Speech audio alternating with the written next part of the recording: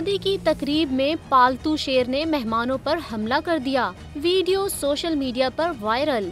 शेर चाहे पालतू हो, लेकिन इसे देखते ही अक्सर लोगों पर इसकी दहशत तारी हो जाती है। और हो भी क्यों ना, क्योंकि अक्सर पालतू शेर भी लोगों पर हमला कर देते हैं। जैसा कि हाल ही में लिबिया में एक शादी की तकरीब के दौरान हुआ, जहां एक शख्स अपने पालतू शेर को भी शादी में ले आया, लेकिन शेर बेकाबू हो गया और रस्सी छुड़वाकर लोगों पर पहले हमला किया और फिर बाहर भाग गया। वाकई में किसी किस्म का जानी नुकसान तो नहीं हुआ, लेकिन वीडियो वायरल होने के बाद लोगों के मुतालबे पर हुकूमत ने ऐसे जानवरों को घरों में और फार्म हाउसेज में पालने पर सख्त पाबंदी आयद कर दी है।